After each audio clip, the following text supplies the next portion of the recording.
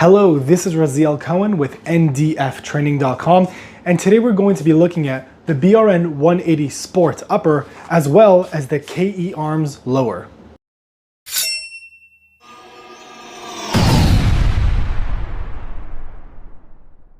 Now, both this upper and this lower are available at Brownells. I got this upper specifically from Brownells and is the BRN-180 Sport. Now, for me personally, when I was looking at the different models that were available, I haven't seen a lot of people make a video specifically on the Sport option. So this is definitely something that might be interesting to some people based on the way you're going to set up this rifle. So just as a brief overview of what the BRN-180 upper is, first of all, it looks really nice. I'm a very big fan of the look. I'm not sure what about it is like super nice and appealing. The edges are very smooth around the sides with the M-LOK rail going all the way to the top. And it's a very nice looking upper. So what it is a piston-based AR-15. It's pretty much the AK-47 of the AR-15 world, if that makes sense. The reason why I'm saying that is because I think a lot of people try to come out with a piston-driven AR-15, but I haven't seen one that works quite like this in the way that it kind of functions. So I've really actually enjoyed using this platform, and if you're someone who's ever shot an AK or had an AK before, the motions are actually very comfortable to be able to get used to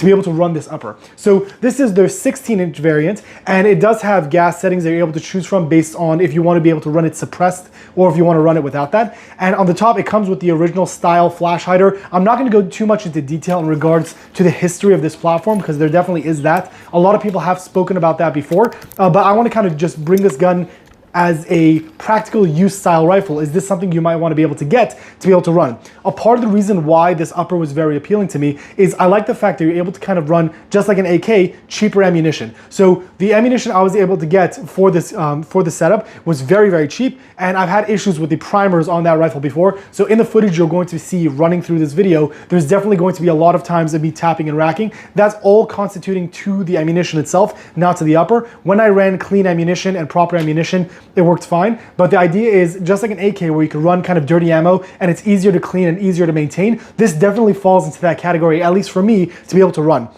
Specifically, I loved using the KE arms lower on this because since this upper is a little bit on the heavier side, that balance in regards to being able to have lighter weight on the bottom definitely did help out for the overall weight of the platform. And also having the flared magwell on the KE arms lower definitely made it a lot more fun to be able to use for reloading and just having a lot more jamming of the mags into the gun itself.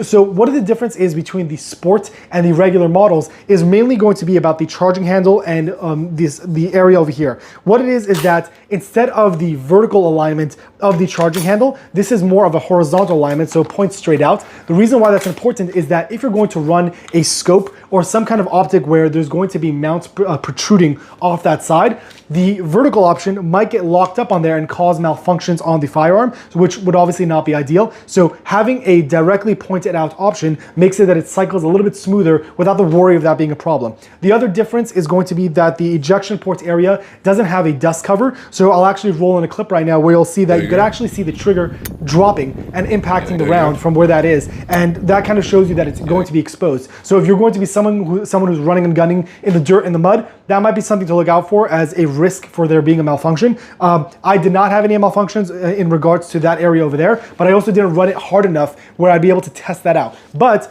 just like any other firearm, there's going to be areas of weakness, and I can imagine that being an issue if that gets really filled up to be able to cause a malfunction, so just be aware of that. Other than that, everything else, to my understanding, is the same as the other options that are available. The biggest deal, obviously, with the Sport is that if you're going to run a scope, it would be much preferred to be able to switch this out to have a horizontal versus vertical, so it doesn't get locked up with any of the mounts you might be using to mount to the actual rifle. This is chambered in 223 Wild, which is one of my favorite chamberings for the AR-15 because generally speaking, I'm going to be shooting more 223 than I am 5.56, and having a barrel that's slightly more fitted to the 223 round helps with the accuracy of this platform. So for the range that I was at, I was comfortably shooting out to 100 yards, which is not obviously a large distance to be able to show the potential of this rifle, but I definitely didn't have any issues with accuracy, and it was definitely very smooth to be able to run. So the mounting system around this rifle is that there are 4 mounting screws on both sides of the rail, so it really gives it a rigid feel. And again, it's very, very smooth in comparison to even other M-LOK options that I have. There's a much more smooth feel to the rail itself, which I really enjoy.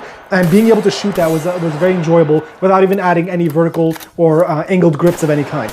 The recoil on this rifle is definitely going to be more stout than your standard AR-15, obviously because it's going to be piston driven. So since everything kind of locks and stops right over there, you definitely feel the thud into your shoulder a little bit more. So the thing I would definitely change is going to be the muzzle brake to a different one that helps with recoil a little bit more. This is more of a flash hider than it is a muzzle brake. So I'm sure just by switching that out, you'll get a considerably noticeable difference in regards to recoil, but it's definitely not something that's not manageable.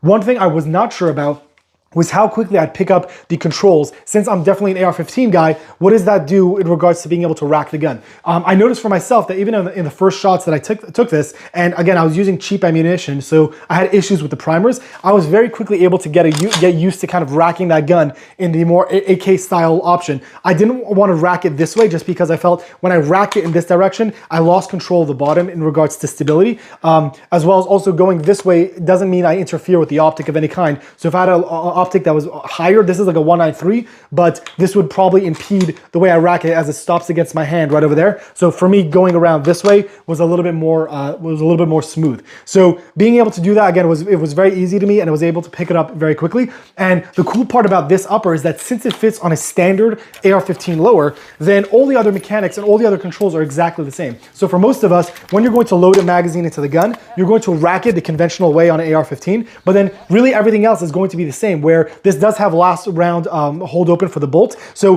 when I reinsert a magazine, I'm using the same controls to get the bolt back into action like I would on a regular AR-15. So the only times you're ever really using the charging handle is during a malfunction of some kind, in which case, again, that's going to be the only part that you're going to have to change your mechanics a little bit more. So again, for me, everything was the same. When you want to lock back the bolt, again, you're using the same ping pong paddle to be able to do so, and that holds the bolt open, and that's pretty straightforward and very simple.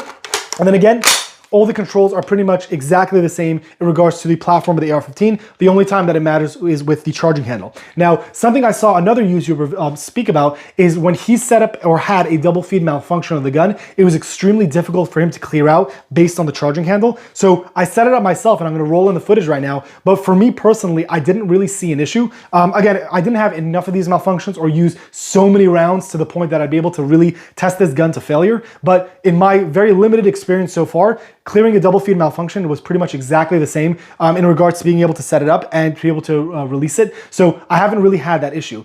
Being the state that I'm living in, I was not able to run this suppressed, but I've also heard a lot of positive things in regards to this being a piston system and the suppressor settings being very easy to control, very easy to use, and also shooting very smoothly. So I think that's actually a very nice thing if that's something that you're going to be able to do. Going back again to the KE arms lower, I think this is a very nice setup to be able to have specifically for this upper. I was also running a Holosun Red Dot. In the video you're going to see, I was actually running the Holosun Ames, and then I switched it out to the 15, the 515 from Holosun as well, just because I'm kind of testing it out, different optics and different setups. I'm going to probably also set up a magnified optic on this rifle as well to kind of get a feel for it. I think that might be also a really cool option, is since the lower is so light on the setup and the upper has a little bit of weight to it, having an LPVO kind of brought further back might add to the balance. So although it might add a little bit of weight, the balance of the rifle might be very nice, which I think is very cool. Again, if you're going to set it up like this, having an LPVO might be something really cool to be able to try out. Other than that, throughout the malfunctions that I've had, again, were all ammunition related. So I haven't had any issues that were specifically set up to the rifle. So otherwise, I think it was a very good setup. This is still my initial impressions video, and I'm going to do more testing with this setup because I really, really enjoy it. The other thing I really want to try out so badly is their 10.5 inch upper. If they have the 10.5 inch upper, obviously the weight is going to be dramatically reduced for the weight of the rifle that you're going to be running. And I think that might be a much more fun kind of truck gun kind of setup. Since this is a piston based rifle, you could have this as a folding stock option, and you could run it while the stock is folded, because everything is going to be kept inside the upper of the rifle and not reciprocating into the lower. So that's kind of, again, like the AK style option that this gun comes with that you're able to use. And I think that's a very fun truck gun kind of setup, especially at the 10.5 inch upper, where things are going to be more close quarters in regards to the purpose of use, versus this might be more of a general purpose use rifle, being that it's a 16 inch option. So if you have any questions on this setup, I'd love to hear what people's opinions are on this. They also just came out with the 7.62x39 option, which I think is really cool and I think would run really nicely. So that's something I'd be looking forward to in the future as well. But again, if you have any questions, feel free to leave a comment below. I'd love to be able to, again, test this out and see what people think about this kind of setup and where it might fit for their particular purpose of use. This is Raziel Cohen with ndftraining.com. Thank you for watching.